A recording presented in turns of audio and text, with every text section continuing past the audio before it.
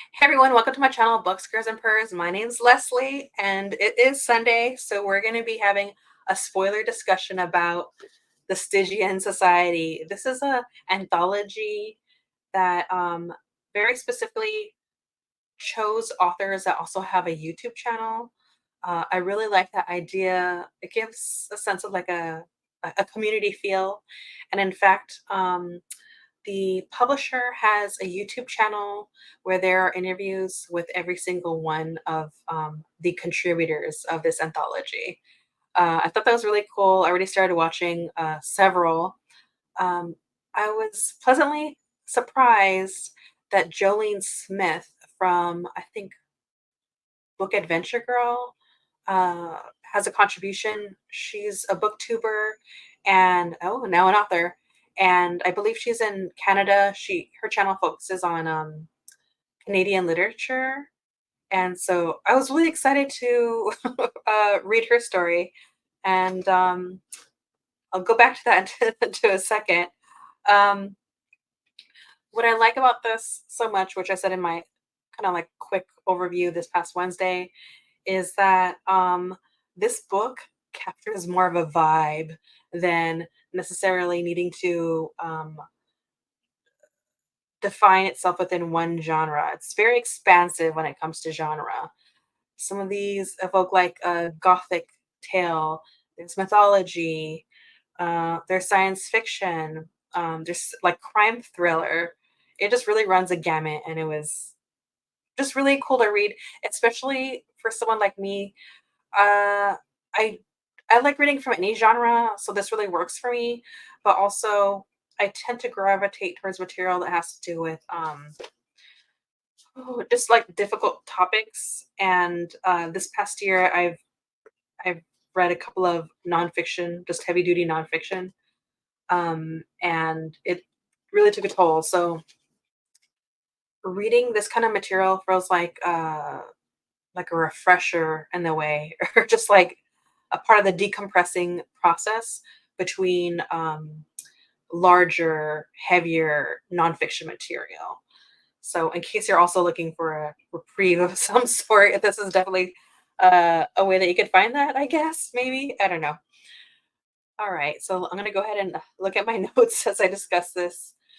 Um, Gosh, what could I say about this? So, usually when I'm tackling an anthology, I like to pick one story from each section, however it's divided. But I'm going to do this a little bit different. Um, I'm going to talk about part one is The Demon Within. There's a story by, oh no, I forgot to check their name. Ananya Leclerc. I hope I'm saying that correctly. I, Dan Monroe, am dead. I really like that story. It's the second story of the collection. Uh, and the narrative felt reminiscent of reading a short story by Edgar Allan Poe. That's the best way I could put it. Uh, yeah, so that's like the best compliment I could give that story. And that just kind of like really sets the tone for what you're going to step into it. And ultimately, every single author is trying to encapsulate in their story, um, how do they define Stygian in a way, and how do they embed that idea of Stygian within their story. So, and I love that because there's even poetry in here. Um, yeah, so I could go on and on about that. But to talk about I, Dan Monroe, am dead. This is a story about someone that is basically squatting uh, in between two homes, kind of like in this, almost like a hidden passageway, if you will. Um, and it starts out with them overhearing an argument, and a murder takes place.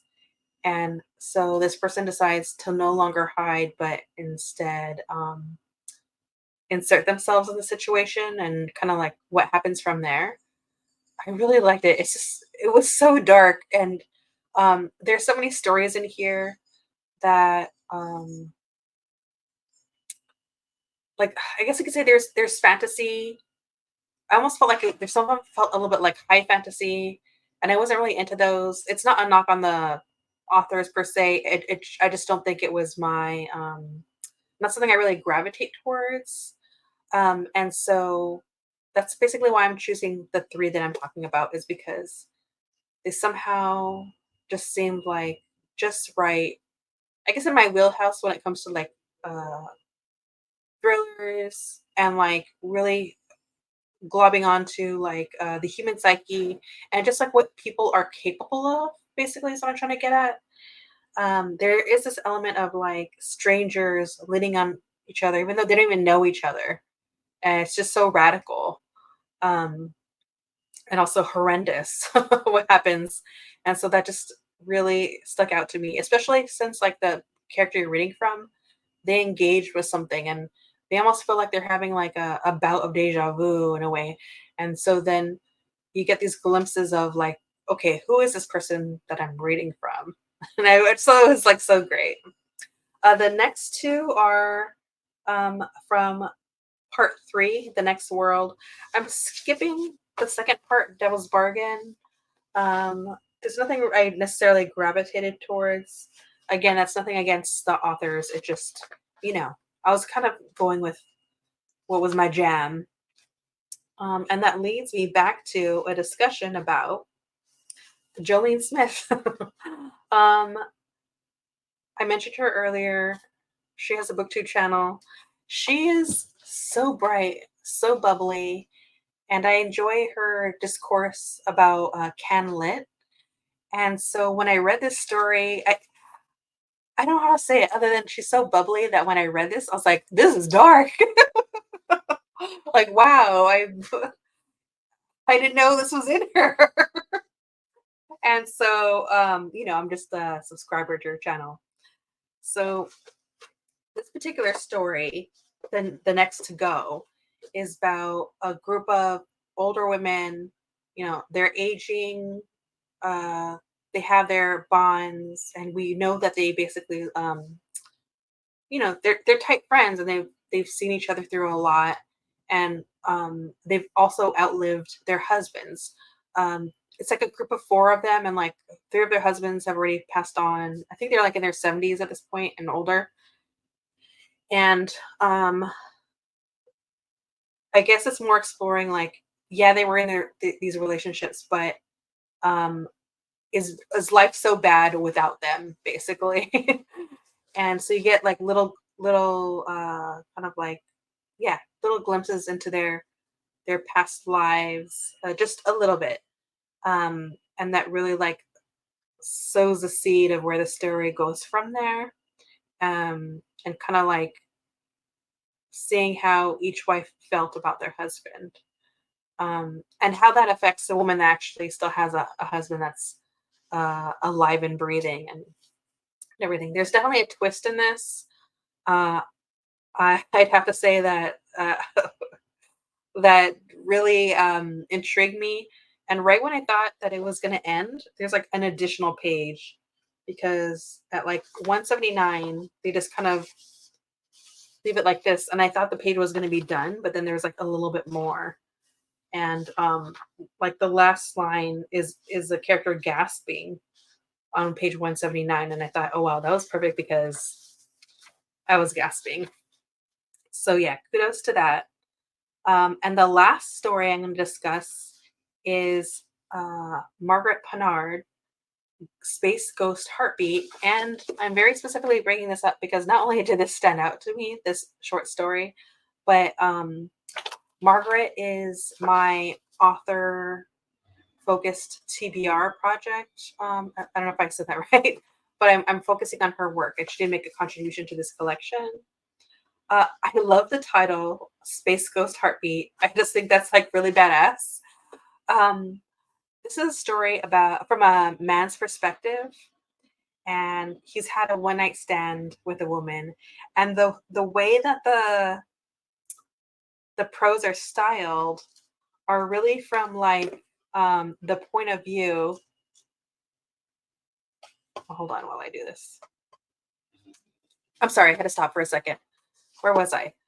All right, so the main character, is a man. He's had a one night stand, but the way this story is written, it feels like um, it's written by this.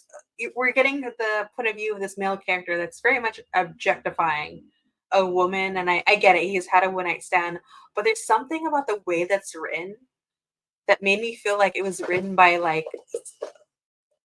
a male author that would annoy me. And I say that as such a compliment to Margaret because I could tell she just wants. I don't know. I just felt like that came off like she wants us to see through like a specific lens of this specific male character, and it worked very well. I was like, this is wild. So chef's kiss to Margaret. Okay, so this also takes place sometime in the future on a colony in a different solar system, and ultimately, the character Dirk that has met this woman in a bar um, thinks that like he's this lucky guy, and he just had this meet cute with a woman. And as the story unravels, you realize like, oh well, maybe just maybe their meeting wasn't quite kismet. Maybe it was more like orchestrated, and ultimately this very isolated uh, experience of a story you realize is about so much more. It's about like